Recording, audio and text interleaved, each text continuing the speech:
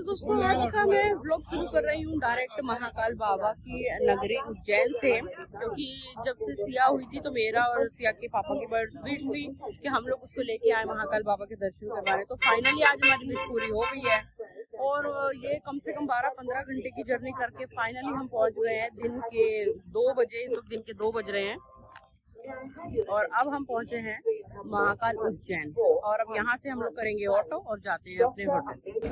तो काफी time wait करने के बाद फाइनली हम लोग सिया को लेके महाकाल आ ही गए और इस बार तो हमारे साथ में पापा और मम्मी भी हैं और यह है वो ट्रेन मालवा एक्सप्रेस जिससे हम लोग आए हैं सब उज्जैन। और उज्जैन आने की सबसे बड़ी वजह ये भी है कि मेरे हस्बैंड की जो सर्जरी है वो काफी सक्सेसफुल रही है, इसीलिए मैंने विश भी की थी कि जब मेरे हस्बैंड और मैं वापस इंडिया आ जाएंगे तो सबसे पहले जाएंगे और महाकाल बाबा के करेंगे दर्शन।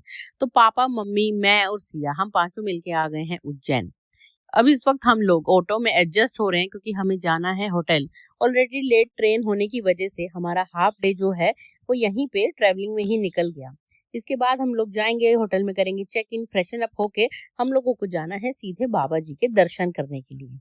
वैसे तो मैं और मेरे हस्बैंड काफी बार पहले भी उज्जैन आ चुके हैं, लेकिन इस बार जो फर्स्ट टाइम आ रहे हैं वो हैं 3 लोग, मेरे mother in law, father in law and मेरी प्यारी सी बेटी सिया। तो इन तीनों का ये फर्स्ट टाइम एक्सपीरियंस होगा और हम लोगों का यानी कि मेरे और मेरे हस्बैंड का भी फर्स्ट टाइम एक्सपीरियंस होगा इन सबके साथ।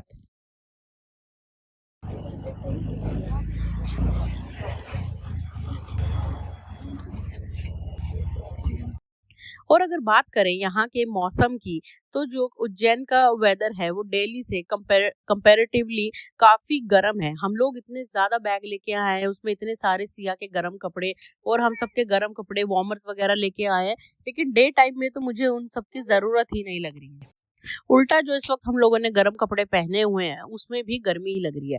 तो अगर आप भी प्लान कर रहे हैं इस मौसम में, जनवरी के मौसम में उज्जैन आने का, तो अपने पैकिंग उसी अकॉर्डिंग कीजिए, क्योंकि दिल्ली में काफी ठंड है लेकिन उज्जैन में जो कि इस वक्त डे टाइम है, डे टाइम में तो आप नॉर्मल टी शर्ट में भी सरवाइव कर सकते हैं। तो ऑटो से आने के बाद चेक इन करते करते हम लोगों को ऑलमोस्ट 3 o'clock का टाइम हो गया है। इस वक्त सब लोगों को भूख भी लगी है, लंच टाइम भी हो गया है और हम लोगों को फटाफट से बाथ वगैरह लेके बाहर बाबा के दर्शन करने भी जाना है। तो चेक इन हम लोगों ने कर लिया है और दे देती हूँ एक छोटा सा रूम टूर। तो ये होटल है शिव सागर एनेक्स। मैं और मेरी सिस्टर पहले भी एक बार इसमें स्टे कर चुके हैं, इसीलिए मैंने ये फिर से चूज किया है। तो ये है इसका बाथरूम जो कि काफी स्पेशियस है और काफी नीट एंड क्लीन है। क्लीनलीनेस में तो मैं इस होटल को 4.5 आउट ऑफ 5 दूंगी। सेकंड मेरा मेन रीजन था इस होटल को रीबुक करने का, वो है इसकी लोकेशन जो कि काफी प्राइम है।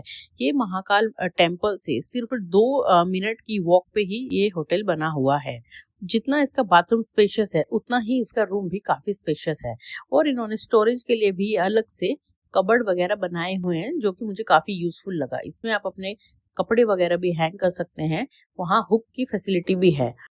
और थर्ड प्लस पॉइंट ये है कि इन लोगों ने ऑलरेडी एक एक्स्ट्रा बेड सारे रूम्स के साथ में दिया हुआ है, यानी कि अगर आप लोग 3 एडल्ट और एक किड भी आ रहे हैं तो भी आप एक डीलक्स रूम में आराम से फिट हो सकते हैं।